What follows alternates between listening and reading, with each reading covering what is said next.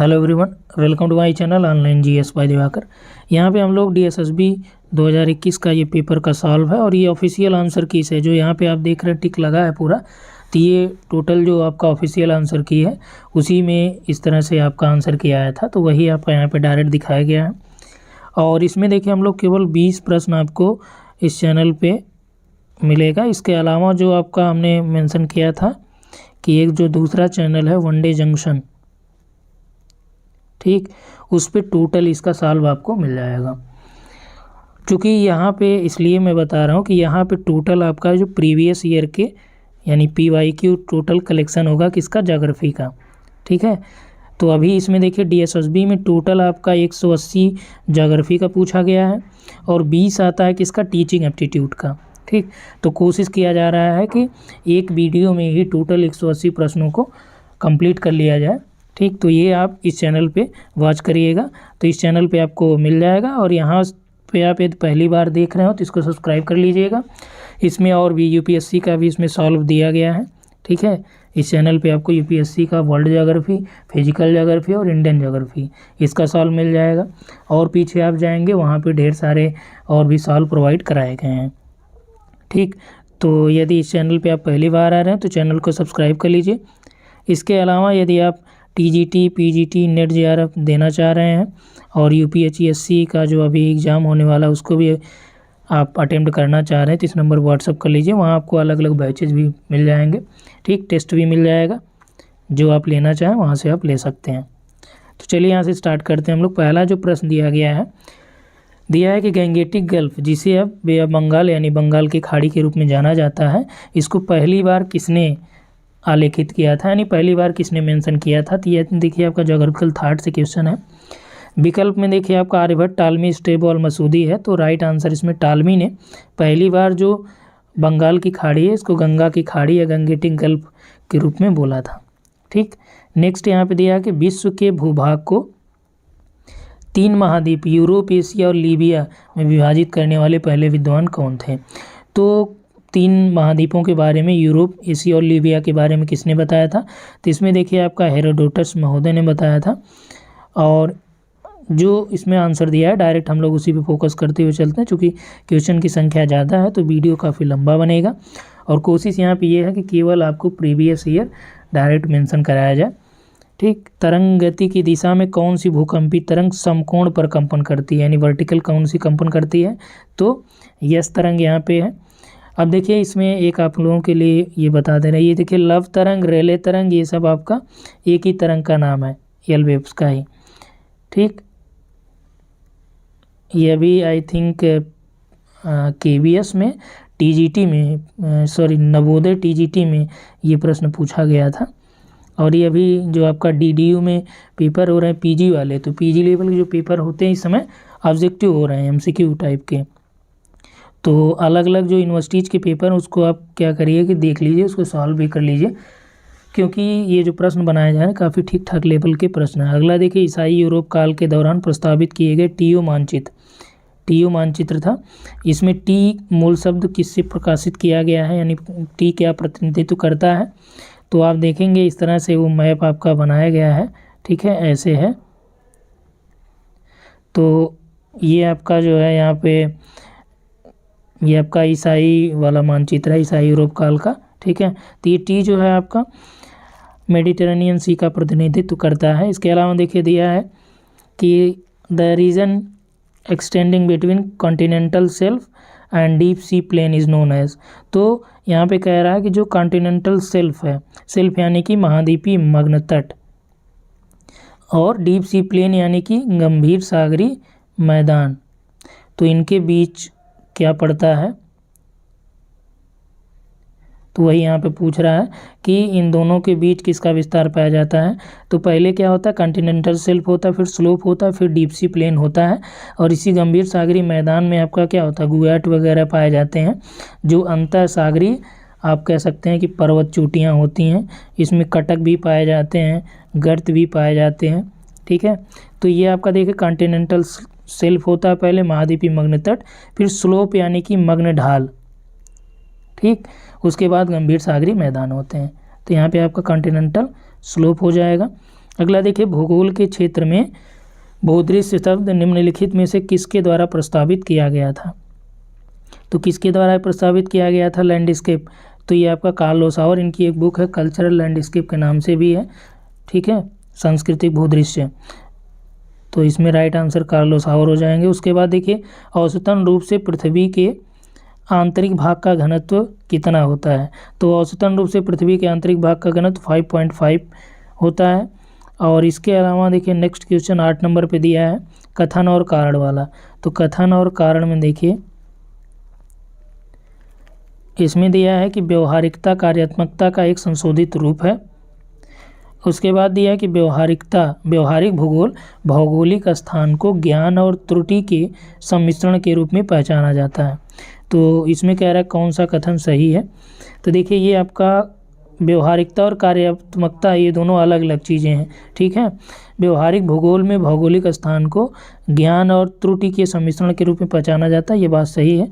तो यहाँ विकल्प में भी देखिए आपका ए गलत है और आर आपका राइट है। व्यवहारिक भूगोल यानी बिहेवियरल अप्रोच की खोज किसने की थी, या उसको भूगोल में इम्प्लीमेंट किसने किया था? कमेंट में आप बताएंगे। इसके अलावा देखिए, दिया है कि the boundary known as Wiechert Gutenberg discontinuity lies between which of the following. अब देखिए, गुटेनबर्ग का दिया है, यहाँ पे हमने आपको एक बताया था फार्मूला कोमा रेगुले, ठीक। तो कोमा से सबसे ऊपर देखिए आपका, ये आपका क्रस्ट हो गया, ये आपका मैंटिल होगी, ये आपका कोर हो गया, ठीक है। इसको थोड़ा डिटेल कर दें जिससे आपका पूरा ये डिसकंटिन्यूटी याद हो जाए। यहाँ पे देखिए, ये आपका अपर क्रस्ट और लोअर क्रस्ट है, ये आपका अपर क्रस्ट है, ये आपका लोअर क्रस्ट है, ये आपका अपर मैंटिल है, ये आपका लोअर मैंटिल है। और नीचे देखिए, ये आपका अपर कोर है और नीचे आपका लोअर कोर है, ठीक। तो सबसे ऊपर आते हैं कि ये आपका अपर कोर और ये क्रस्ट, अपर क्रस्ट और लोअर क्रस्ट के बीच कौन सी है? तो कोमा से यानी कोनोराड। तो पहले आपका कोनोराड हो गया। दूसरे में देखिए, लोअर क्रस्ट और अपर मैंटिल, इनके बीच कौन सा हो गया? माँ से क्या हो गया? मोहो, ठीक। उसके बाद आपका अपर मैंटिल और लोअर मैंटिल के बीच रे से आपका क्या होता है? रे से रेपिटी। फिर नीचे आते हैं, तो नीचे आपका देखिए यहाँ पे दिया है क्या? लोअर मैंटिल और अपर कोर, इनके बीच जो असंबद्धता पाई जाएगी आपका गुटेनबर्ग है, गुटेनबर्ग, ठीक। और नीचे आपका क्या? अपर कोर और लोअर कोर के बीच लेहमान, ले से आपका लेहमान, ठीक है। तो ये क्लियर हुआ यहाँ तक। तो ये आपका परीक्षाओं में गलत नहीं होना चाहिए, बस आप यही याद रखिए। और ऊपर का क्रम देख लीजिए कि कोर में 2 कोर हो गए आपके, अपर कोर लोअर कोर, मैंटिल में भी 2 हो गए। तो कोर और मैंटिल के बीच भी एक डिसकंटिन्यूटी पाई जाती है, ठीक है। तो यहाँ पे देखिए वही प्रश्न आपका दिया है, लोअर मैंटिल अपर कोर के बीच आपका कौन सा हो जाएगा? यहाँ पे आपका देखिए विचर्ड गुटेनबर्ग, तो कौन सा हो जाएगा? गुटेनबर्ग। अब देखिए, ये क्रॉनिकल जो आपकी ऑप्शनल ज्योग्राफी की आती है उसमें ये प्रश्न आपका गलत दिया गया है, उसको थोड़ा देख लीजिएगा। और यहाँ पे देखिए, अपर क्रस्ट और लोअर मैंटिल, तो ये आपका गुटेनबर्ग इसमें 2 पड़ जाएगी। एक आपका अपर क्रस्ट और लोअर क्रस्ट के बीच कोनराड हो गया, और लोअर क्रस्ट और अपर मैंटिल के बीच कौन सी हो जाएगी? मोहो। और आपका अपर मैंटिल और लोअर मैंटिल, तो ये आपका रेपिटी। तो इस तरह से हमने टोटल बताया आपको। इसके अलावा देखिए, निम्नलिखित में से कौन सामूहिक रूप से जोवियन ग्रहों का समूह है, ठीक। तो आपका ये कई बार प्रश्न पूछा जाता है, जैसे ये सूर्य मान लिया जाए, यहाँ पे एस्टेरॉयड है, तो ये जो ये पार्थिव ग्रह होते हैं, इसके बाहर वाले जो होते हैं ये जोवियन ग्रह कहे जाते हैं। तो पार्थिव ग्रहों में आपका देखिए, बुध, शुक्र, पृथ्वी, मंगल, ये हो गए 4, और 4 आपके जोवियन में आते हैं, बृहस्पति, शनि, यूरेनस और नेपच्यून। नेक्स्ट देखिए, who formulated the concept of the geographical period history, ये तो आप जानते हैं मैकिंडर का, इसी में इन्होंने हार्टलैंड थ्योरी दिया था, ठीक। नेक्स्ट आइए, अलेक्जेंडर वन हम्बोल्ट के नाम पे किस जलधारा का नाम जुड़ा? ये आसान सा है, पेरू या हम्बोल्ट की जो जलधारा है, ठीक है। हम्बोल्ट ने ही पेरू के तट पे इस धारा की खोज भी की थी। और यहाँ पे इन्होंने एक चिड़िया के बीट की भी बात कही थी गुयाना में, ठीक। और इसके अलावा हम्बोल्ट का और डिटेल जानना होगा तो आप प्लेलिस्ट में जाके वहाँ पे एक वीडियो पड़ा है, केवल हम्बोल्ट पे ही है। भूगोल के विकास में वारेनियस का योगदान, तो वह भूगोल को क्या किया, सामान्य या सार्वभौमिक भूगोल में विभाजित करने वाले पहले भूगोलवेत्ता थे। वह मुख्य रूप से भौतिक भूगोल के अध्ययन में रुचि रखते थे। वे एकमात्र ऐसे विद्वान थे जिनका मानना था कि मानव समाज के लिए भूगोल अपरिहार्य है। देखिए वारेनियस का जोग्राफिया जनरलिस्ट था, ठीक, जिसमें उन्होंने द्वैतवाद के बारे में बताया था, यानी भौतिक भूगोल और मानव भूगोल, यानी कि दो चीज़ों के बारे में उन्होंने बात कही थी। भूगोल को दो भागों में डिवाइड किया था, सामान्य भूगोल और विशेष भूगोल या प्रादेशिक भूगोल भी आप उसे कह सकते हैं। तो यहाँ में देखिए यही आपका पहला वाला सही है, ये आपका गलत है। केवल भौतिक भूगोल में नहीं, वो दोनों भूगोल में रुचि रखते थे। तो केवल एक आपका यहाँ से राइट है। अगला देखिए मैच करना आपको, तो इसमें आपका पूरा क्वेश्चन नहीं दिया गया है, अलग अलग स्कॉलर्स के बारे में। यहाँ पे देखिए ये आपका लिस्ट छोटी है,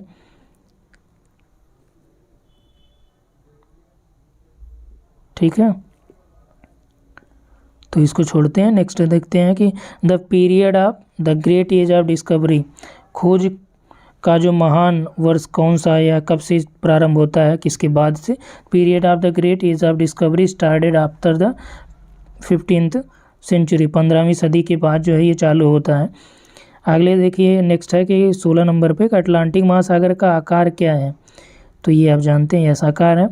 पैसिफिक ओशन की बात कर रहा है कि पैसिफिक या प्रशांत महासागर में किस माध्यम से आर्कटिक महासागर से जुड़ा है, तो पैसिफिक ओशन जो है किसके माध्यम से आर्कटिक से जुड़ा है, तो ये आपका देखिए उत्तरी अमेरिका का हो गया, ठीक है।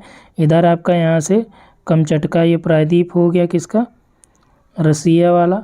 यहाँ पे जो ये अलास्का प्रांत हो गया, तो यहाँ पे जो जल संधि है ये आपका बेरिंग जल संधि है। और ऊपर आपका क्या है, आर्कटिक है, तो इसी के द्वारा ये जुड़ता है, तो बेरिंग जल संधि ये है, ठीक है। तो ये क्लियर हुआ यहाँ तक। उसके बाद देखिए यहाँ दिया है कि साल्मली द्वीप, ठीक, Shalmali Dvipa one of the continents recognized during Puranic period, derived its name from, जो साल्मली द्वीप था या साल्मली द्वीप था, तो उसको कह रहा है कि ये पुरानिक पीरियड में किस नाम से जाना गया, तो ये आपका सिल्क कॉटन ट्री के रूप में जाना गया था। उसके बाद देखिए मानव भूगोल के संस्थापक के रूप में सार्वभौमिक रूप से किसे स्वीकृत किया गया है। अब देखिए मानव भूगोल में आपका ब्लांस को भी माना जाता है और रेडजेल को भी। अब यहाँ से ध्यान रखिएगा, अब कहीं भी आपको दोनों दिए तो आप इसको कम प्रीफर करके रेडजेल को राइट करिएगा। देखिए यहाँ पे भी दिया है, तो मानव भूगोल फ्रेडरिक रेडजेल। यदि विकल्प में रेडजेल न रहे तब आपको क्या मेंशन करना है, तब ब्लांस लगा सकते हैं। नेक्स्ट है which of the following were the first geographer to put forward the idea of the periodic nature of the monsoon, तो यानी कि कौन जोग्राफर है जिसने पीरियाडिक नेचर यानी मानसून का पीरियाडिक नेचर के बारे में बताया था। तो ये किस जोग्राफर की बात की जा रही है यहाँ पे, या वो किस स्कूल ऑफ जोग्राफी से रिलेट करते हैं, तो इसमें देखिए आपका ये अरेबियन जो जोग्राफर्स है तो उनसे संबंधित है ये। उसके बाद देखिए नेक्स्ट आपका, तो इसमें हम लोग 20 प्रश्न यहाँ पे देख लिए हैं, और नेक्स्ट जो आपका 20 मिलेगा वो वनडे जंक्शन पे टोटल उस पर मिल जाएगा, तो इसी में आगे मेंशन कर दे रहे हैं। यहाँ पे देखिए दिया भी है डिस्प्ले नंबर 2, अब 1 नंबर से यहाँ पे फिर स्टार्ट हो गया। टोटल ये 9 पार्ट दिए गए हैं 20-20 के, ठीक है, 20 पैकेट 20 क्वेश्चन का एक एक पार्ट है, तो टोटल 180 ये हो जाता है, और 20 आपका अलग से टीचिंग एप्टीट्यूड का है। तो इसमें देखते हैं जो भी हो पाएगा। Ground the stay of frozen for the at least 2 years in a row is called, यहाँ पे कह रहा है कि जो ग्राउंड है या भूमि जो है जो 2 सालों से अधिक ये आपका जमी हो तो उसे क्या कहेंगे, तो ये आपका ये परमाफ्रॉस्ट कहा जाता है। और इसके अलावा who was the first person devise device and instrument used to detect the unfelt and guess the direction to the epicenter of earthquake during 132 AD। तो यहाँ पे कह रहा है कि किसने जो है एपिसेंटर या अर्थक्वेक में 132 AD ईस्वी के दौरान जो है कौन सा इंस्ट्रूमेंट यूज किया था, पहली बार वह व्यक्ति कौन था जिसने डिटेक्ट करने के लिए, किसको डिटेक्ट करने के लिए, एपिसेंटर अर्थक्वेक ड्यूरिंग 132 AD। तो ये आपका चैंग हेंग थे, पहले व्यक्ति थे। और इसके अलावा देखिए कौन सी आपके यहाँ पे वार्म करंट है, तो लेब्राडोर, फाकलैंड, गल्फ स्ट्रीम और यहाँ पे आपका दक्षिण अटलांटिक विस्थापन ड्रिफ्ट, यहाँ में गल्फ स्ट्रीम है। ये सभी ठंडी हैं तो ये भी ध्यान रखिएगा, ठीक है। इस पे एक ट्रिक आप लगा सकते हैं, हम बोले बगुला केला क्यों फेंक रहा है, क्यों फेंक रहा है। तो हम बोले में देखिए हमबोल्ट या पेरू वाला, ये भी आपका कोल्ड हो गया। बेंगुएला, ठीक, कैलिफोर्निया और लेब्राडोर, क्यूरोसियो और आपका यहाँ पे फाकलैंड फेंक रहा था, फाकलैंड। तो ये आपका क्या है, ये कोल्ड करंट की बात कर रहा है, ये सभी कोल्ड करंट है। तो इसको आप ध्यान रखेंगे, हम बोले बगुला केला क्यों फेंक रहा, तो इससे आप क्या करेंगे, कोल्ड करंट याद रखेंगे और आसानी से यहाँ पे आप लगा सकते हैं। देखिए हम बोले में आपका हमबोल्ट, पेरू या हमबोल्ट, बगुला बेंगुएला, केला से आपका देखिए कैलिफोर्निया, ला से लेब्राडोर आ गया, क्यों ये आपका क्यूराइल वाला क्यूरोसियो है, और यहाँ पे आपका फेंक रहा में फाकलैंड हो गया। अगला देखिए फियोर्ड, किसके द्वारा निर्मित एक लैंडफॉर्म है। एक फियोर्ड एक प्रकार से तट होता है, तटों का एक प्रकार है। तो ये आपका हिमनद अपर्दन के फलस्वरूप बनता है। कनाडा का जो तट है, उत्तरी कनाडा वाला, वो इसके अंतर्गत आता है। Which of the following factor effect affect the distribution of insulation, insulation यानी सूर्यातप के वितरण को कौन प्रभावित करता है, ये प्रभावित करने वाले कारकों में हैं। तो length of night, landform of region, sun spot, distance between the earth and the moon. तो इंसुलेशन को प्रभावित करने वाले, अफेक्ट करने वाले कारकों में सन स्पॉट है। भूमध्य रेखा के उत्तर में अटलांटिक की जो मध्य अटलांटिक रिज है, ठीक, मिड अटलांटिक रिज कटक को किसके रूप में जाना जाता है, तो जो आपका ये इस तरह से बना हुआ है, ये शेप में है मध्य अटलांटिक कटक। तो ये कह रहा है कि इसके भूमध्य रेखा के उत्तर में, जस्ट उत्तर आप आएंगे, ये देखिए ये आपका डायरेक्ट सभी आंसर की किताब में लिखा गया, वहीं से डायरेक्ट प्रश्न ये उठाया गया, यही सेम लाइन लिखी गई है, ठीक है। डॉल्फिन उभा रही है। और यहाँ पे दिया है कि विच of the following correctly matched, ये देखिए हमने आपको कराया पूरा, ये हमने आपको कराया। पृथ्वी की आंतरिक संरचना आप देखेंगे वहाँ पे आपको मिलेगा। यहाँ पे देखिए बैरिस्फीयर दिया गया है, पूछ रहा है कौन सा करेक्टली मैच्ड है, लिथोस्फीयर है, पायरोस्फीयर है। तो ये दोनों मैच नहीं, बल्कि लिथोस्फीयर आपका यहाँ पे मैच दिया है। और आप वहाँ से जाके चेक कर लीजिए, बैरिस्फीयर में और पायरोस्फीयर में 3 टाइप हमने मेंशन किया था। जब हवा का दबाव और जलवाष्प सामग्री, जब हवा का दबाव हो और जलवाष्प सामग्री हो तो कौन सा कोहरा बनता है, तो यहाँ पे कह रहा है कि तब कोहरा बनता है, कब बनता है, जब हवा का दबाव और जलवाष्प दोनों क्या हो, स्थिर होते हैं, प्रेशर भी स्टेबल हो और जलवाष्प भी। नेक्स्ट है कि भूकंप लिख द्वारा सैकड़ों झटके दर्ज किए गए हैं। कारण क्या है कि भूकंप लेखी जो पृथ्वी के आंतरिक खंडों के रहस्यों को जानने में हमारी मदद करता है, तो ये बात सही है, ठीक है।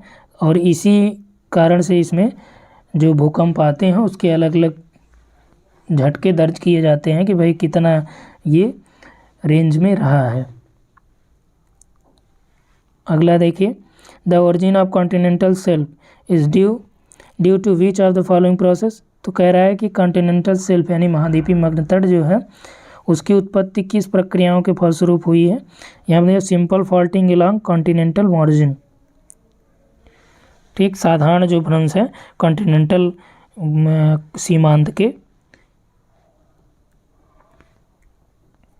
नेक्स्ट एक वह प्रक्रिया जिसके माध्यम से वात गर्म यानी वायु जो है गर्म या ठंडी हवा को क्षैतिज रूप से एक स्थान से दूसरे स्थान तक स्थानांतरित करती है।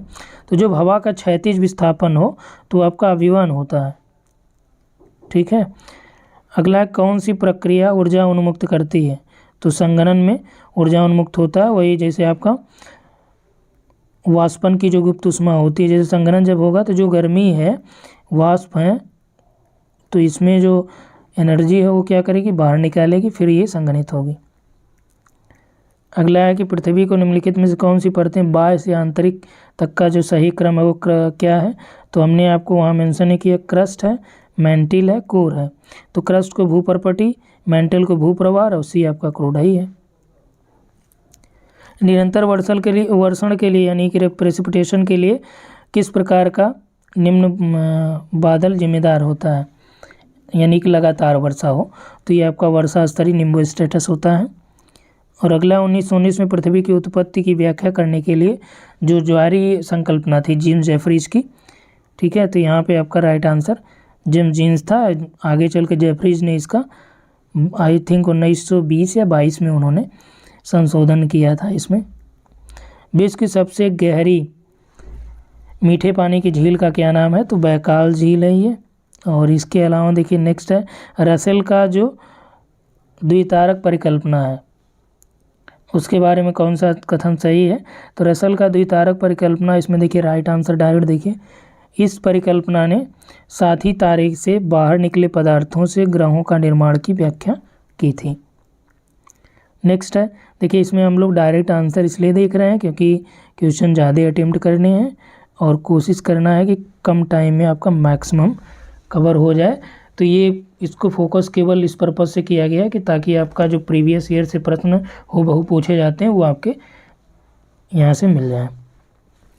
कौन सी अवसादी चट्टानें कार्बनिक रूप में बनती हैं? तो यहाँ पर देखिए कार्बनिक रूप में बनने वाली चट्टान कौन सी है? चूना पत्थर हो गया। और आगे है कि nick point can be identify in the course of a river by the presence of. तो कह रहा है कि निक पॉइंट जो है कैसे आइडेंटिफाई किया जाएगा? तो दिया है कि जब हार्ड रॉक्स के प्रेजेंस होगा तब जो है रिवर, तब यहाँ पे निक पॉइंट जो है आइडेंटिफाई किया जा सकता है। कौन सा अस्तरीकृत मृदा है? अस्तरीय मृदा है यहाँ पे। कौन सा अस्तरीय मृदा समूह है?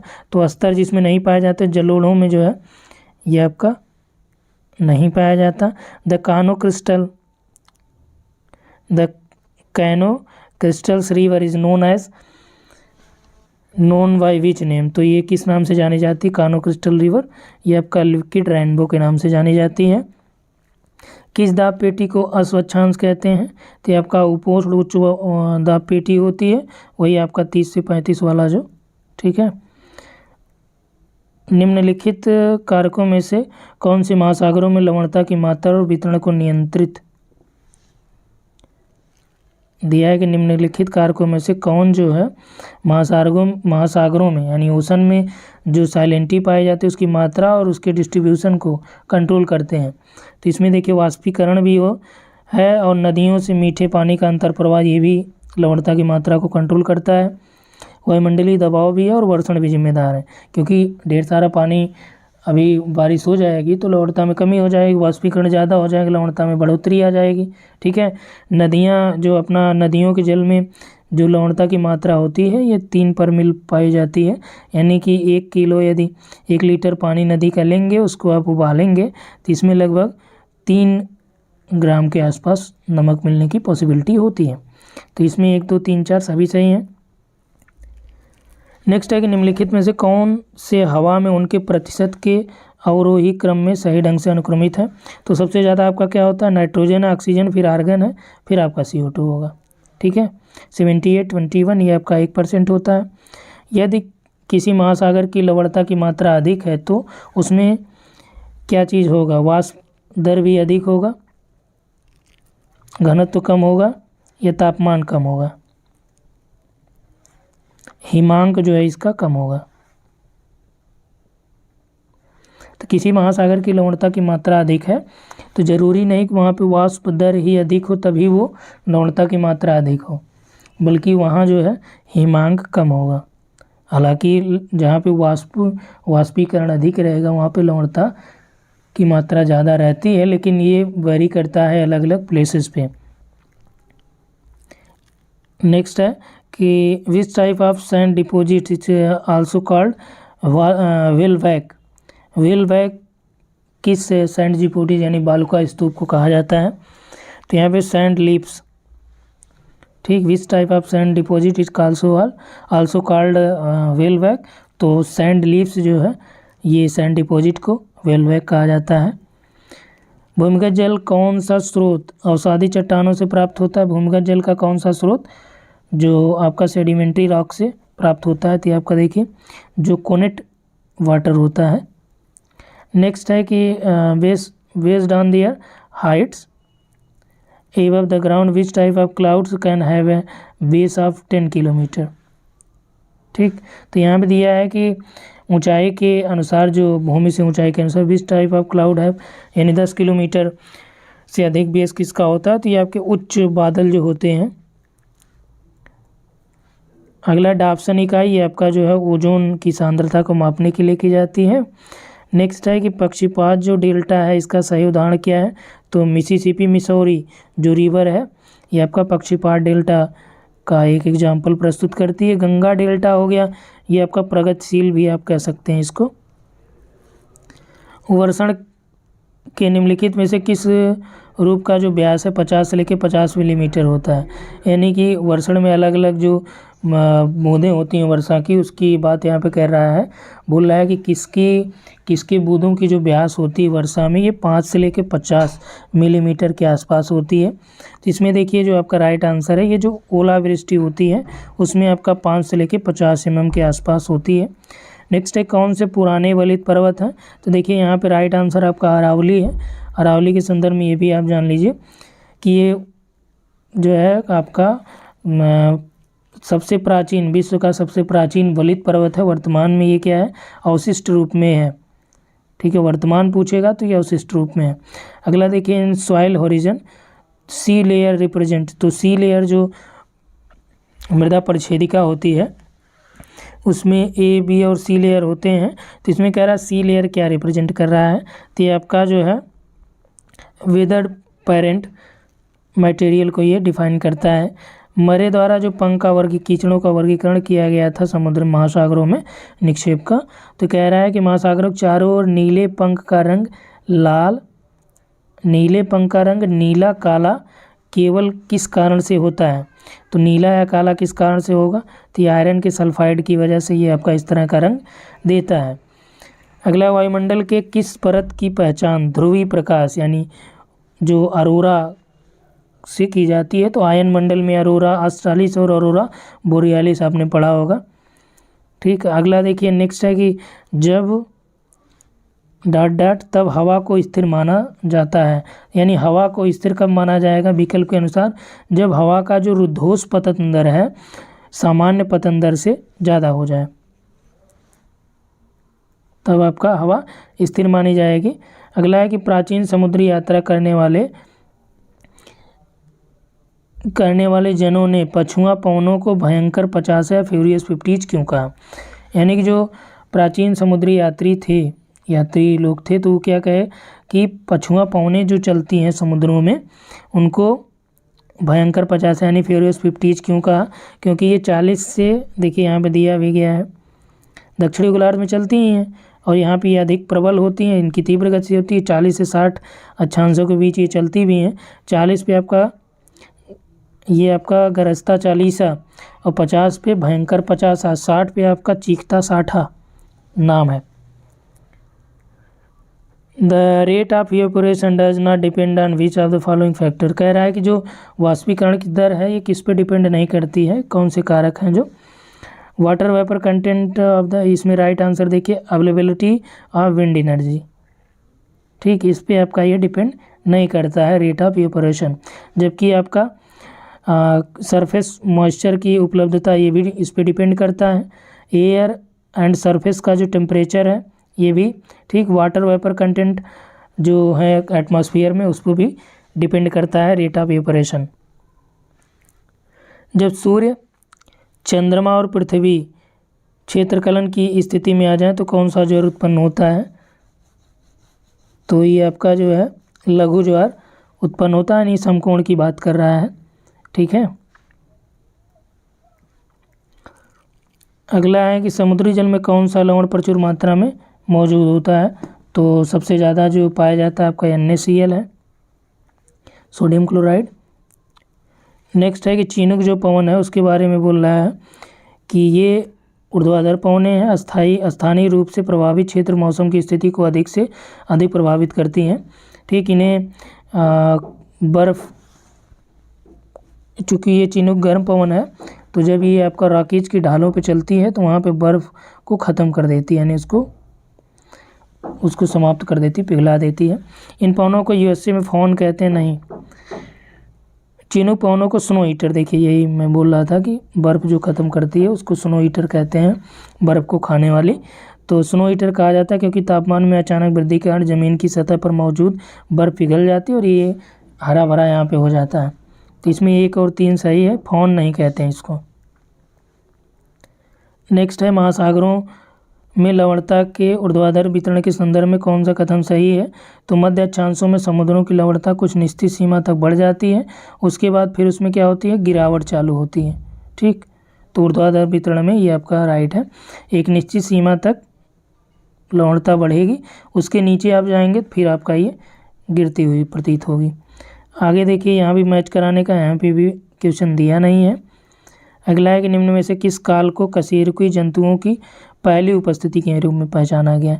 तो ऑर्डोविशियन जो है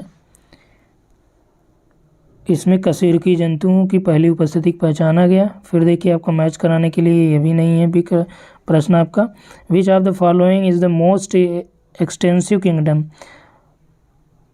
ऑफ ऑल फ्लोरल किंगडम? तो इसमें कह रहा है कि मोस्ट एक्सटेंसिव जो किंगडम है वो फ्लोरल जो किंगडम है उसमें कौन सा है? तो इसमें आपका बोरियल जो रीजन है, बोरियल प्रदेश। अगला है कि कौन सा महासागरों के तापमान में क्षैतिज वितरण को प्रभावित नहीं करता है? तो अक्षांश रेखाएं जो है ये क्षैतिज वितरण को प्रभावित नहीं करती हैं, ये सभी करती हैं। किस काल में भूमि की सतह पर पौधों की उत्पत्ति और उपनिवेशीकरण शुरू हुआ? तो सिल्यूरियन और डियोनियन में, और ऑर्डोविशियन में कशेरुकी जंतु आए थे। ठीक है। अगला है कि पृथ्वी पर मीठे पानी के वितरण को ध्यान में रखते हुए कौन सा इसमें सही है? तो मीठे पानी का जो वितरण है पृथ्वी पे कौन सा? भूमिगत जल में लगभग 29.9% है। ठीक है। हिमनद में आपका 68.7% राइट है। झील में आपका 2.5% नहीं है। तो इसमें आपका मीठे पानी वितरण जो है इसमें 1-2 सही है। 3 नंबर, किस प्रकार के जानवरों के परिक्षेपण में सामूहिक निर्गमन शामिल है? ठीक, तो सामूहिक निर्गमन किस में होता है? द्रुत परिक्षेपण में होता है। नेक्स्ट देखिए यहाँ पे ये आपका दिया है कि if out of 200 unit of solar radiation reaching the outer atmosphere, 4 unit कह रहा है कि रिफ्लेक्टेड बाय अर्थ एल्बिडो। ठीक, 38 यूनिट बोल रहा है observe with in the atmosphere, यानी कि एटमॉस्फेयर में 38 यूनिट ऑब्जर्व हो गई। 38 यूनिट जो है 38 unit are received as direct radiation. तो डायरेक्ट रेडिएशन से जो है आपका 38 यूनिट जो है रिसीव्ड होती है। ठीक, 48 unit are received as diffuse radiation. तो डिफ्यूज्ड रेडिएशन से आपका 46 है। ठीक है, और 10 units received as scattered radiation. तो स्कैटर्ड रेडिएशन से आपका 10 यूनिट रिसीव्ड हो रहा है। कह रहा है कि then what unit of effective solar radiation is actually absorbed by atmosphere and the earth land sea surface. और ये टोटल आपका 200 यूनिट है। और ये आपका जो एब्जॉर्ब किया जा रहा है कितना है? 4 आपका रिफ्लेक्ट है एल्बिडो से, 38 जो है 38 एब्जॉर्ब किया जा रहा है एटमॉस्फेयर में, और 38 रिसीव्ड आपका डायरेक्ट रेडिएशन से। ठीक है, टोटल ये आपका जो यहाँ पे आपका एल्बिडो यानी रिफ्लेक्ट कर दे रहा है, और जो एब्जॉर्ब किया जा रहा है उसको उसमें से घटा देंगे तो टोटल ये आपका निकल आएगा कि एक्चुअली जो एब्जॉर्ब कर रहा है वो कितना है। ये कितना ये आपका रिसीव हो रहा है टोटल धरातल पे। तो ये आप जोड़ेंगे टोटल आ जाएगा, ठीक है। इसको इसमें से इन दोनों को घटाने पे इस चीज़ को देखिए हम अलग से आपको करा देंगे, क्योंकि इसमें ये आपका जोड़ और घटाव काफ़ी करना पड़ेगा, तो इसको अलग से करा देंगे, इसको एक्सप्लेन करके, ठीक है। अभी इसका आंसर बस इतना जानिए 132 है, आप लोग कोशिश करेंगे आ जाएगा। इसको एक बार स्क्रीनशॉट लेके ट्राई करिएगा, अलग से एक हम उसमें बता देंगे। निम्नलिखित में से झीलों का कौन सा समूह उनमें उपस्थित लवण की मात्रा के आरोही क्रम में सही ढंग से अनुक्रमित है? तो यहाँ पे देखिए सबसे ज़्यादा कौन सा झील समूह में उपस्थित लवण की मात्रा के आरोही क्रम में है। आरोही क्रम यानी बढ़ते, तो ग्रेट साल्ट लेक का, फिर डेड सी है, फिर वान झील है, तो ये सबसे ज़्यादा 330, तो ये आपका आरोही क्रम में ऐसा ही है, 1 2 3 इस तरह से इसमें होता है। कैलिफोर्निया के भूमध्यसागरीय बायोम में झाड़ी समुदाय जो है इसका वो किस नाम से जाना जाता है? तो चैपरल झाड़ियाँ यहाँ पे हैं। अगला है कि particular category of physical system consisting of organism and inorganic components in a relatively stable equilibrium open and various size of kind of is defined as ecosystem. यहाँ पे कह रहा है कि पर्टिकुलर कैटेगरी में जो फिजिकल सिस्टम है उसमें ऑर्गेनिक, जैविक और अजैविक कंपोनेंट्स को जो है यहाँ पे रिलेटिवली स्टेबल जो साम्य है या स्थायी साम्य में रखा जाता है। तो कह रहा है कि open and various size and kind is defined as ecosystem. Ecosystem में आपका ऑर्गेनिक और इनऑर्गेनिक दोनों कंपोनेंट्स होते हैं और ये आपका एक दूसरे से अंतर संबंधित, अस्थायी रूप से संबंधित होते हैं, अंतर संबंधित होते हैं, तो आपका इकोसिस्टम होता है। इसके बाद देखिए कि दिया है कि सापेक्ष आर्द्रता के बारे में सही कौन सा है? तो यह मापती है कि वायु खंड एक तापमान विशेष पर संतृप्त के कितना निकट है, ये आपका राइट है। न्यूनतम सापेक्ष आर्द्रता प्रातःकाल के दौरान होती है, नहीं। यह आर्द्र वायु के इकाई द्रव्यमान उपस्थित जलवाष्प के द्रव्यमान का अनुपात है, ये भी गलत है। तो इसमें आपका देखिए एक राइट है यहाँ पे, और इसको डिटेल में जाने के लिए हमने वीडियो अपलोड किया है, ठीक। आर्द्रता के बारे में उसको पढ़ लीजिएगा। सापेक्ष आर्द्रता, निरपेक्ष आर्द्रता, यहाँ से प्रश्न एक ठो आता ही है। दिया है कि ऊर्ध्वाधर उप सतह क्रॉप सेक्शन के बारे में कौन सा सही है? इसमें दिया है कि जो वातन मंडल है पृथ्वी की सतह के ठीक नीचे स्थित सबसे ऊपर का क्षेत्र होता है। वातन मंडल को संतृप्त मंडल से पृथक करने वाली सतह को भौम जलस्तर कहा जाता है। परिसीमित जलमंडल शुष्क और अर्ध शुष्क क्षेत्रों में जल का एक मुख्य स्रोत प्रदान करता है। तो ये आपका जो सरफेस क्रॉप सेक्शन की बात कर रहा है कि जो वातन मंडल है ये पृथ्वी की सतह के ठीक नीचे स्थित सबसे ऊपर का क्षेत्र होता है। जैसे ये धरातल हो गया, तो जो सबसे ऊपर की लेयर होगी इसे वातन मंडल कहा जाता है, ठीक। और इसी में आपका भौम जलस्तर आता है, यानी इसी पे ये कलेक्ट होता है। तो इसमें आपका 1 2 3 तीनों सही है। अंतरा पर्वतीय पठार का सही उदाहरण कौन सा है? तो अंतर पर्वतीय पठार आपका ये तिब्बत पठार है। नेक्स्ट है कि पारितंत्र को उत्पादकता, पारिस्थितिक तंत्र की उत्पादकता को ध्यान रखते हुए जो एनपीपी है, नेट प्राइमरी प्रोडक्शन, तो कह रहा है कि ये होता है। तो ये आपका एनपीपी जो है किसके बराबर होता है? जब सकल प्राथमिक उत्पादन से शोषण के माध्यम से जो नष्ट हुई ऊर्जा उसको घटा दिया जाएगा, तो आपका नेट प्राइमरी प्रोडक्शन निकल आता है।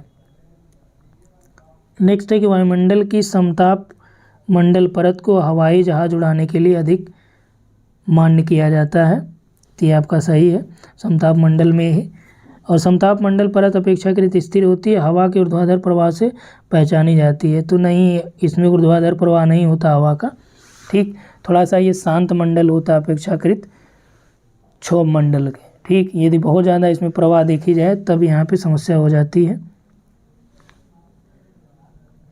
तो इस हिसाब से आपका ये सही है, आर गलत है।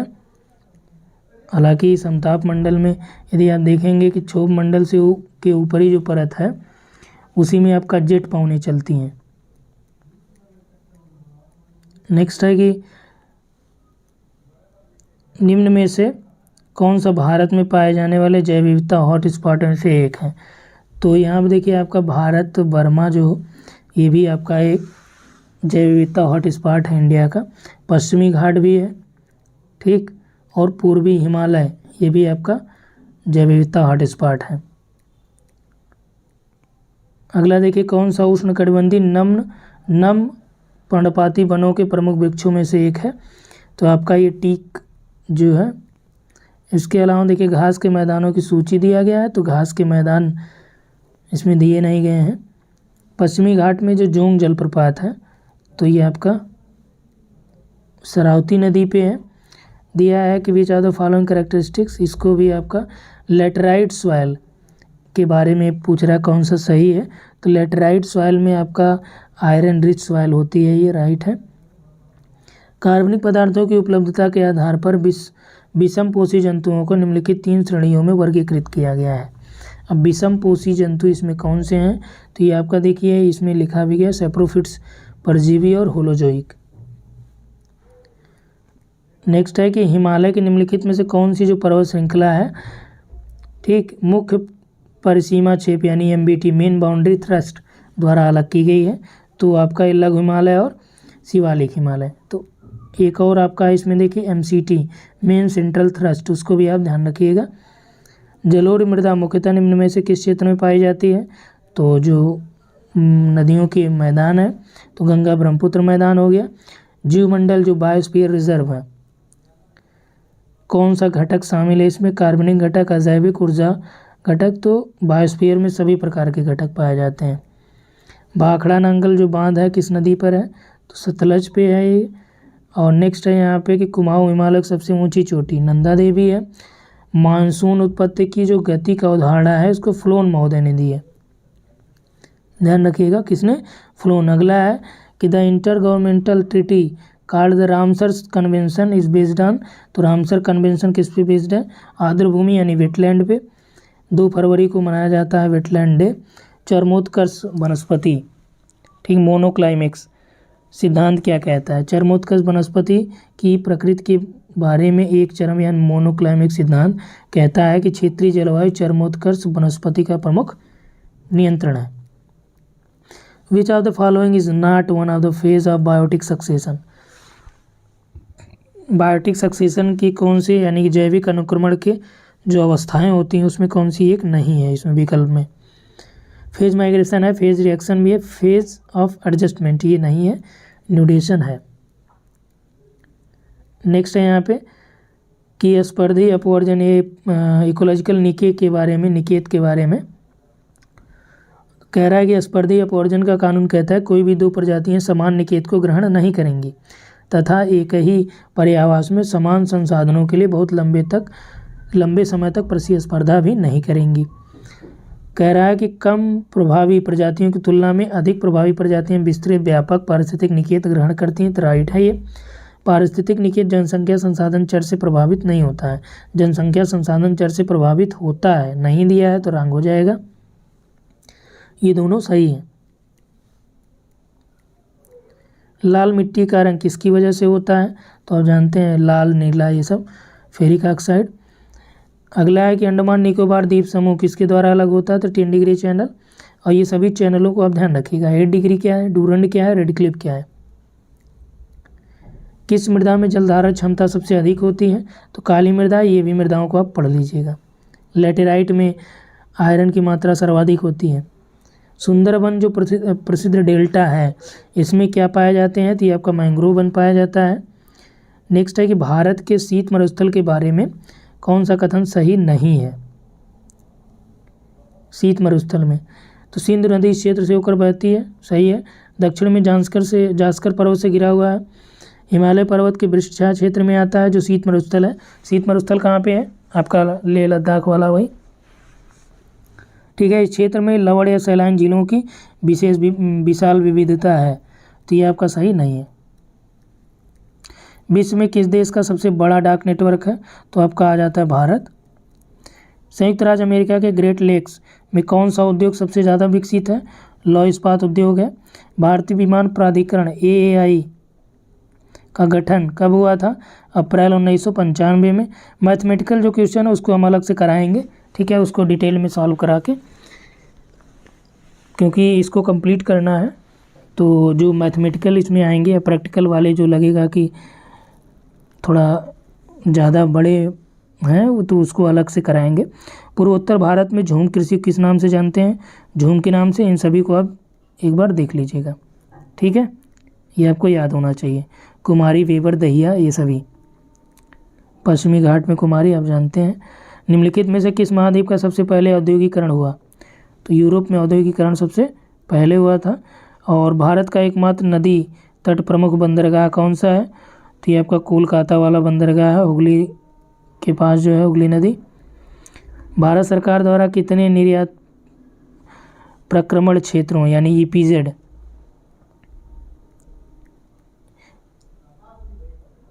की पहचान की गई है? तो टोटल भारत सरकार के द्वारा 7 EPZ की पहचान की गई है। कौन सा समूह जो है किलोमीटर लंबाई के आरोही क्रम में सही ढंग से अनुक्रमित है?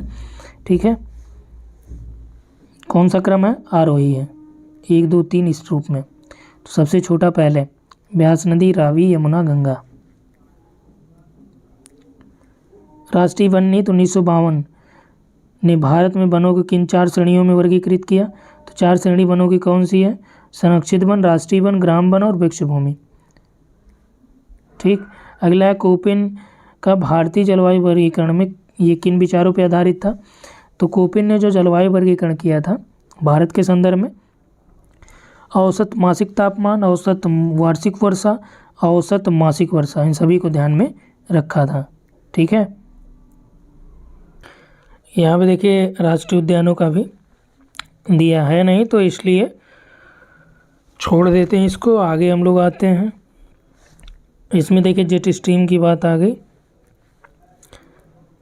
कथन दिया है कि ऊपरी वायु निम्न दाब पश्चिमी जेट स्ट्रीम यानी वेस्टर्न जेट स्ट्रीम सामान्य मौसम में कोई परिवर्तन नहीं करती है।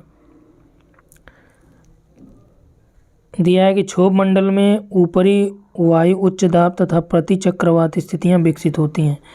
तो ये आपका तो सही है, ऊपरी उच्च वायु दाब और प्रति चक्रवात स्थितियां क्षोभ मंडल के ऊपरी भागों में होती हैं। और लेकिन ये वाला रंग इसलिए है क्योंकि इसमें दिया है कि ऊपरी वायु निम्न दाब पश्चिमी जेट स्ट्रीम ये सामान्य मौसम में कोई परिवर्तन नहीं करती बल्कि सामान्य मौसम में इसमें परिवर्तन होता है, तो इसलिए ये आपका रंग हो गया। नेक्स्ट है नदी की सहायक नदी। इसमें सहायक नदियों के बारे में दिया है तो कह रहा है कौन सा सही है? कावेरी की हेमवती आपका राइट है। झेलम पार्वती नहीं इसकी है, ठीक है, पार्वती अर्कावती। नर्मदा की बैतूल ये भी नहीं है। गोदावरी की पंचगंगा ये भी नहीं है। कृषि की कौन सी शाखा फलों, सब्जियों और सजावटी पौधों की खेती से संबंधित है? तो आपका बागवानी है, ये आप जानते ही हैं। अगला है कि भारत में निर्वर्तनीय जो मानसून के बारे में कौन सा कथन सही है? तो जो निर्वर्तनीय मानसून के मौसम के दौरान तापमान समान रूप से उच्च होता है, यानी उत्तर भारत में लगभग 25 डिग्री टेम्परेचर होता है। यह दिसंबर की शुरुआत तक दक्षिण की ओर बढ़ता है तथा भूमध्य रेखीय निम्न के साथ विलीन हो जाता है, ये भी बात सही। अक्टूबर के अंतिम सप्ताह तक दक्षिण पश्चिम मानसून दक्षिण भारत से पीछे हटना शुरू हो जाता है, ये रंग है। 1 और 2 यहाँ पे आपके राइट हैं। अगला भारत उत्तर पश्चिम जो रेलवे क्षेत्र का मुख्यालय कहाँ पे है? तो ये आपका जयपुर में। इसका PDF भी आपको टोटल का मिल जाएगा, परेशान ना होइए। निम्न में से किस देश में विश्व का सबसे बड़ा रेल नेटवर्क है? तो सबसे बड़ा विश्व का रेल नेटवर्क USA में है। अगला है कि कौन, ये देखिए यही प्रश्न अभी आपका NBS में पूछा था,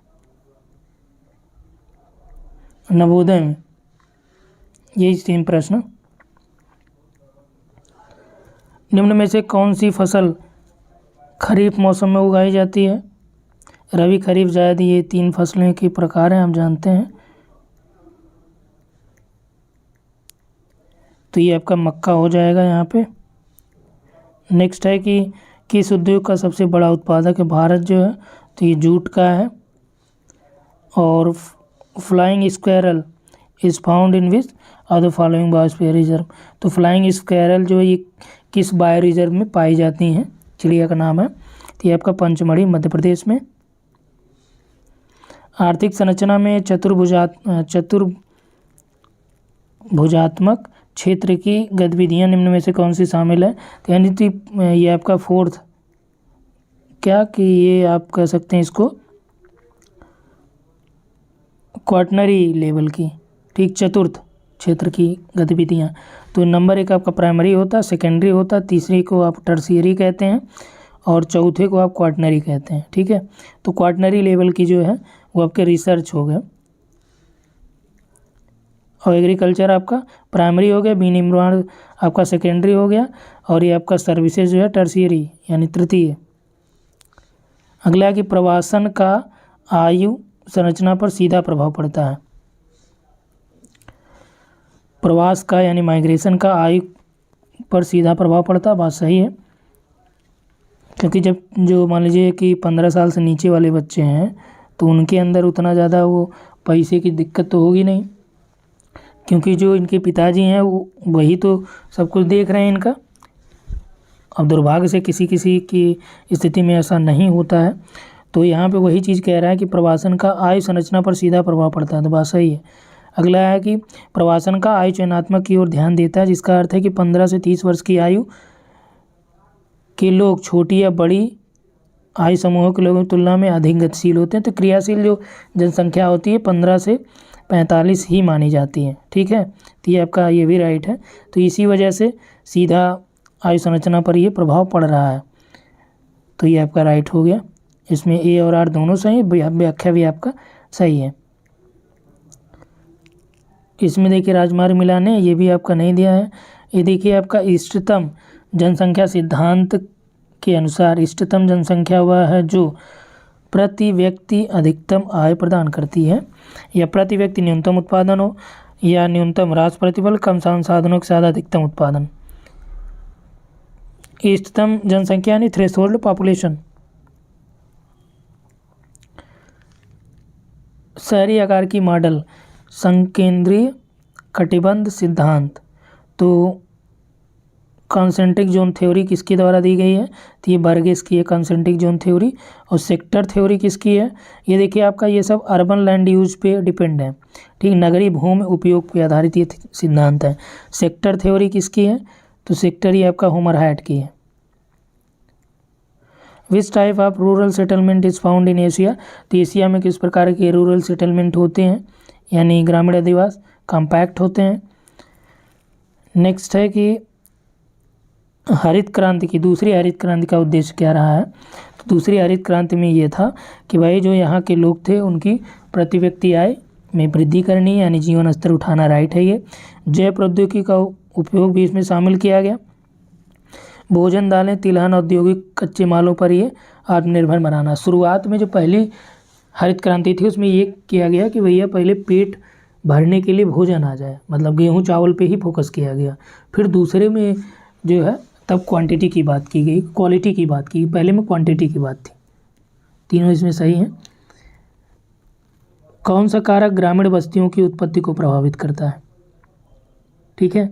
तो ग्रामीण बस्तियों की उत्पत्ति को प्रभावित करने वाले कारक कौन से हैं। अब आप गांव में निवास करते होंगे तो आप जानते होंगे। उपजाऊ भूमि भी ग्रामीण बस्तियों की उत्पत्ति को प्रभावित करेगी। यहाँ मान लीजिए उपजाऊ भूमि है और ये पहाड़ी एरिया है और यहाँ से इसकी दूरी मान लीजिए 15 किलोमीटर है, ठीक है। तो जो यहाँ पे लोग गाँव हो क्या करेंगे, इसके नज़दीक अपना मकान बनवाएंगे। निर्माण सामग्री, अब मान लीजिए यहाँ पे निर्माण सामग्री भी अच्छी मिल रही है तो यहाँ पे आप बस्तियाँ बनाएंगे। शुष्क भूमि हो, बाढ़ वाले क्षेत्रों में तो आप रहने जाएंगे नहीं, ठीक है, तो इसलिए ये भी आपका प्रभावित करेगा। अनुकूल जलवायु हो, ठीक है। अब जलवायु मान लीजिए कि आप अंटार्कटिका या अंटार्कटिका जो ठंडे प्रदेश या साइबेरियन रीजन में आप जाएंगे नहीं कि वहाँ हम रहने जाएं, आपको प्रॉपर जहाँ पे जलवायु अच्छी मिलेगी वहीं तो रहेंगे। तो ये भी आपका ग्रामीण बस्तियों को प्रभावित करता है। तो ये सभी कारक हैं। अगला है कि प्रतिगामी जनसंख्या जो है जब एक ग्राफ में आलेखित की जाती है तो ये क्या प्रदर्शित करती है। जो प्रतिगामी जनसंख्या है ये ग्राफ में आलेखित की जाए, ग्राफ में दिखाई जाए, तो ये आपका संकीर्ण आधार पिरामिड को दिखाता है। तो ये जनसंख्या पिरामिड हमने कराया, देख लीजिएगा, उसमें नेट वाले बैच में भी है। किस देश ने अपनी जनसंख्या वृद्धि को हतोत्साहित करने के लिए एक बच्चे की नीति किसने अपनाई है? तो आँख मूंद के आप चीन लगा देंगे। कौन सा कारक किसी भी क्षेत्र की कृषि को प्रभावित नहीं करता है? तो किसी भी क्षेत्र की कृषि को जो प्रभावित नहीं करता है वो कारक कौन सा है? विरासत है। इसका कृषि से कोई लेना देना नहीं है। काश्तकारी है, स्थलाकृति भी है और किस्में भी हैं। नेक्स्ट देखिए, एक गांव में निवल खेती क्षेत्र 100 हेक्टेयर पे रबी खरीफ। ये देखिए अगले वाले में यहाँ पे केवल आप आंसर देख लीजिए, जो मैथमेटिकल वाले हैं उसको अलग से मैं करा दूंगा सेलेक्ट करके। देखिए जननांगी संक्रमण मॉडल है, इसमें दिया कौन सा कथन गलत है? ठीक, तो थॉमसन और नोटस्टीन ने इसे दिया था, राइट है ये। और ये आपका मृत्यु दर में गिरावट, उर्वरता में गिरावट से पहले आती है, ये भी कहा है इसमें। यह सिद्धांत बताता है किसी समाज का सामाजिक आर्थिक परिवर्तन उसके जननांगी संक्रमण के साथ साथ होता है, ये भी सही है। ये आपका दिया है कि संक्रमण का पहला चरण घटती जन्म दर और निम्न मृत्यु दर पहचाना, गलत है। पहले चरण में ही बोला जाता है कि हाई डेथ रेट यानी मृत्यु दर भी मैक्सिमम है और बर्थ रेट भी मैक्सिमम है। 2016 का जो यूएनओ का डाटा है, कौन सा समूह उनकी जनसंख्या के आरोही क्रम में सही ढंग से अनुक्रमित है? तो इंडोनेशिया, फिर यूएसए है, फिर भारत है, फिर चीन है। तो ये आपका राइट है, आरोही क्रम में है, 1 2 3 4 इस तरह से। कौन सा देश के कोयले का प्रमुख उत्पादक है? तो कोयले का प्रमुख उत्पादक यहाँ पे देखिए, चीन को होड़ लगी हर चीज़ में नंबर 1 पे। तो जब आपको कोई चीज़ ना आए तो आँख मूंद के आप चीन पे लगा सकते हैं प्रोडक्शन में। दिया है कि वान थ्यूनेन का जो आर्थिक लगान फार्मूला था, इसमें के क्या है? के जो है ये बाजार से दूरी का प्रतिनिधित्व करता है। अगला देखिए, भारत में सड़क परिवहन की समस्या जो गंभीर है, तो ये आपका किस वजह से ऐसा होता है?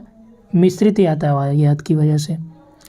उसके बाद देखिए, विश्व की जनसंख्या की वृद्धि में की दर में किस वर्ष के बाद तेजी आई थी? तो जनसंख्या वृद्धि में कब तेजी आई थी? 1900 के बाद, यानी 20वीं सदी में। अगला है कि कृषि क्रांति को मैच कराना, ये भी आपका यहाँ पे दिया है नहीं, मैचिंग वाले कोई दिए नहीं है। यूरेनियम के प्रोडक्शन की बात की जा रही है, तो कनाडा, ऑस्ट्रेलिया और कजाकिस्तान है। और अगला, भौगोलिक सीमा निर्माण का अंतिम चरण कौन सा है? तो अंतिम चरण है कि उसका सीमांकन कर दिया जाए। कथन देखिए, किसने कहा था कि राजनीतिक सीमाएं राष्ट्रीयता स्थापित करने पर ध्यान देती हैं? तो ये कोहन का स्टेटमेंट है, ध्यान रखिएगा, कोहन का स्टेटमेंट है। अगला है कि कौन सा बाढ़ के कारणों में से एक नहीं है? तो बाढ़ के कारणों में से एक नहीं है दोषपूर्ण कृषि प्रणालियाँ, ये भी आपका है। नदियों का लहरदार और विसर्पी मार्ग, ये भी बाढ़ लाते हैं। वन कटाई आप करेंगे तो भी बाढ़ की समस्या होगी। तो ऊर्ध्वाधर रूप में पवन अपरूपण, तो पवन का अपरूपण हो रहा है ऊर्ध्वाधर रूप में, तो बाढ़ का इससे कोई लेना देना नहीं है। अगला है कि मानव भूगोल के विषय में संभववाद के बारे में कौन सा सही है? तो ये मनुष्य को पर्यावरण में एक सक्रिय एजेंट के रूप में लेता है, तो ये सही है। संभववाद जो है ये कहता है कि पर्यावरण हमारा एक एजेंट है। ब्लांस संभववाद के दर्शन के कट्टर समर्थक ने, राइट है। 20 के दशक में टेलर द्वारा संभववाद की अवधारणा सामने रखा गया, नहीं। टेलर ये आपका निश्चयवाद से संबंधित है, ठीक है। रुको जाओ नियतिवाद जिसे आप कह सकते हैं। तो 1 2 ही सही है इसमें, तीसरा गलत है। अगला, भूकंप से संबंधित जो इलास्टिक बाउंड थ्योरी थी, ये किसने दी थी? तो ये एच.एफ. रीड महोदय ने दी थी, ये कर्नल एच.एफ. रीड इन्हें कहते हैं। कौन सा चक्रवात की आँख चक्षु के अवलक्षणों में से एक नहीं है? तो जो चक्षु होती है चक्रवात की, तो पवन वहाँ पे छीड़ होती है, राइट है। बारिश की कमी होती है, आमतौर पर सूखा होता है। लेकिन अत्यधिक नम जो दिया ये आपका रंग यहाँ पे यही नहीं होता है। कैरेबियन समुद्र में जो मार्टिनिक द्वीप है वहाँ पर माउंट पिली है, वहाँ पे विस्फोट हुआ था, कह रहा है जिसमें 28,000 लोग मारे गए। ये विस्फोट माउंट पिली में कब हुआ था? तो 1902 में हुआ था, ठीक। अगला है कि भारतीय मौसम विज्ञान IMD के अनुसार सूखा तब हो जाता है जब औसत वार्षिक वर्षा सामान्य से 75% कम होती है। वर्षा की परिभाषा है, ध्यान रखिएगा। मैकमोहन रेखा देखिए भारत चीन की हो गई, और यहाँ पे देखिए ये भी आपका हम अलग से कराएंगे। तो अभी तक 3 प्रश्न आपको अलग से जो मैथमेटिकल वाले हैं थोड़ा सा। अगला देखिए स्मिथ की बात कर लें तो स्मिथ के अनुसार निम्न में से कौन सा कल्याण के विभिन्न घटकों का प्रतिनिधित्व करने वाले संकेतकों में से एक नहीं है। ठीक, तो यहाँ पे आपका स्मिथ ने सामाजिक व्यवस्था की बात कही थी, मानसिक शारीरिक स्वास्थ्य, प्रसन्नता और का सांस्कृतिक तत्व इसमें शामिल नहीं थे। वेलफेयर जोग्राफी जो एडम स्मिथ की है उसी में बात कही है। सुपर साइक्लोन की बात कर रहा है, भारत के चक्रवात इतिहास में सबसे शक्तिशाली सुपर साइक्लोन के नाम से जाना जाता है, जो किस राज्य से संबंधित था, उड़ीसा में। इसमें देखिए दिया है कि यदि GX को किसी राज्य का G स्केल माना जाता है तो दिए गए सूत्र में RX क्या है। तो आपका देखिए यहाँ पर दिया है कि देश का क्षेत्रफल प्रदर्शित करता है ये। किसी विशेष समुदाय या समूह की विशेष आपदा के प्रति संवेदनशीलता का विचार सामाजिक आरक्षिता है। किस कारक ने भू राजनीति के पुनः प्रवर्तन के लिए आवश्यक प्रोत्साहन प्रदान नहीं किया। तो राजनीतिक दलों की जो उन्नति आ गई इस वजह से ये आपका प्रोत्साहन नहीं मिला है। गतिविधि की गति के आधार पर किस खतरे को धीमा आक्रमण यानी ऑनसेट खतरा बोला जाता है। तो ऑनसेट खतरा आपका क्या है, सूखा है। दक्षिण पूर्वी एशिया में थाईलैंड जो है तथा थाईलैंड वो भारत चीन में फ्रांसीसी क्षेत्र के बीच एक बफर कटिबंध था। तो ये आपका एशिया में ब्रिटिश साम्राज्य, तो दक्षिण पूर्व एशिया में थाईलैंड, एशिया में ब्रिटिश साम्राज्य तथा भारत चीन में फ्रांसीसी क्षेत्र के बीच बफर कटिबंध था। एशिया का नाम कौन सी देश भूमि से घिरा हुआ है, कौन सा देश भूमि से घिरा हुआ है यानी लैंड लॉक कंट्री, स्थल आबद्ध कह सकते हैं। ठीक, Indonesia, Bangladesh, Malaysia, Uzbekistan. Which of the following falls under the category of cumulative atmosphere disaster. कौन सा इसमें क्यूमुलेटिव एटमॉस्फेयर आपदा या डिजास्टर से संबंधित होता है। तो ये देखिए आपका हीट वेव है। इसमें भी देखिए मैच कराने के लिए दिया है, तो ये आपका इसमें है नहीं प्रश्न। अगला दिया है कि एक प्रकार का दंड आरेख जिसमें कुल मान के विभाजन को दर्शाने के लिए स्तंभों को खंडों में डिवाइड कर दिया जाए तो उसे बोलते हैं मिश्र दंड आरेख या कंपाउंड दंड आरेख। ठीक है, अगला दिया किस स्थिति में सेंसर रिमोट एक स्पेक्ट्रम पर छोटी वस्तुओं का भी पता लगाने में सक्षम होता है। जो स्थानिक विभेदन जब उच्चतर स्तर पर होता है तो छोटी वस्तुओं का पता लगाने में भी सक्षम होता है सेंसर। देखिए रिमोट सेंसिंग से ये प्रश्न है सब। ठीक है, दिया है कि पुष्पब्रूम क्रमवीक्षण यानी पुष्पब्रूम स्कैनिंग सबसे पहले किस उपग्रह में किया गया था। स्पॉट 1 एल नीनो दक्षिणी दोलन से समुद्र से सामान्य तापमान में वृद्धि से संबंधित है। थीमेटिक मानचित्र तैयार करने के लिए कौन सी तकनीक विशेष रूप से संख्यात्मक डेटा का उपयोग करती है। तो ये आपका छायांकन विधि है। और नदी के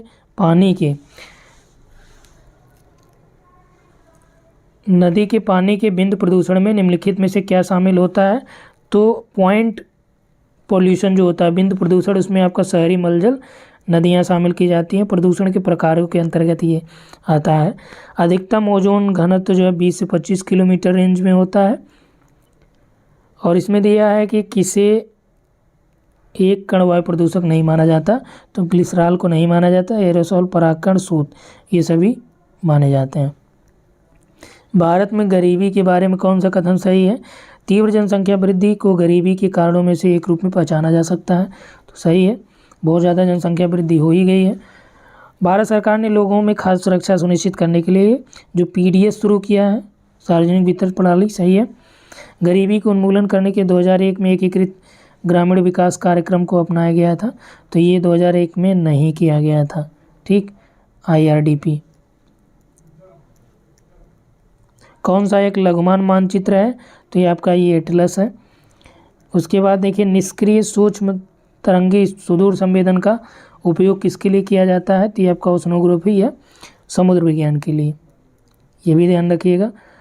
अगला देखिए इसमें दिया कौन सा प्रमाण जो है ग्लोबल वार्मिंग में अनुक्रमिक वृद्धि के सिद्धांत का समर्थन नहीं करता है।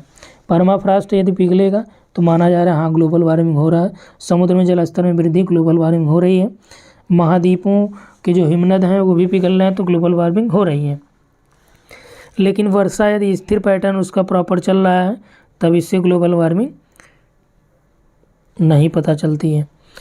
किसी पौधे की समान रूप से संकटग्रस्त प्रजातियों के लिए खतरा मान संख्या क्या होती है, ठीक 6 से 10 उनकी संख्या हो जाए तो ये थ्रेट कैटेगरी में उनको शामिल किया जाएगा, ठीक है।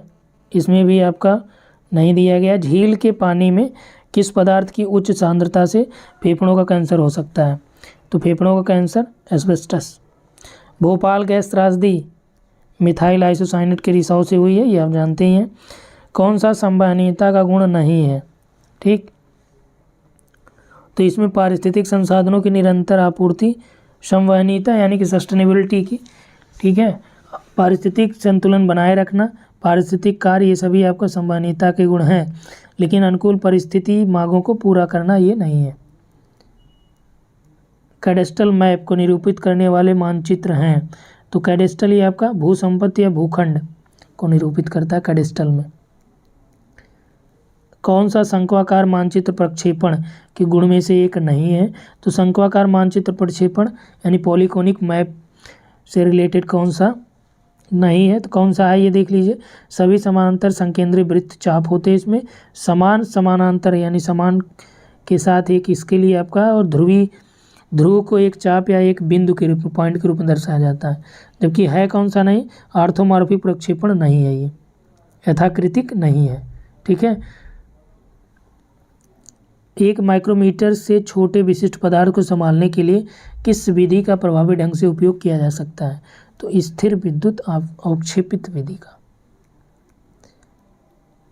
देखिए इसमें 180 प्रश्न तो हो गए टोटल। ये आपका आगे है टीचिंग मेथोडोलॉजी, तो टीचिंग का आपको 20 प्रश्न मिलेगा। उसको अलग से इसी के साथ हम लोग जो 4 से 5 प्रश्न आपके मैथमेटिकल वाले ज्योग्राफी में रहे हैं उसको उसमें सॉल्व कर लेंगे, यानी टोटल अलग से DSSB का टीचिंग का लगभग वहाँ पे 25 हो जाएगा। तो अलग से एक वीडियो में हम आपको प्रोवाइड करा देंगे। तो इसमें हम लोगों ने कितना सॉल्व किया है, टोटल 180 प्रश्न, ठीक। इसमें से यदि 4 से 5 मैथमेटिकल वाले निकाल दीजिए तो टोटल 174 हैं जो ज्योग्राफी से हैं। इसमें ज्योग्राफी का न केवल फिजिकल बल्कि आपका ह्यूमन फिजिकल सब शामिल है, यानी पॉलिटिकल भी है इसमें, और प्रैक्टिकल भी आपने देखा, रिमोट सेंसिंग से भी प्रश्न है इसमें, ठीक है। तो इस वीडियो में इतना ही। Thanks for watching.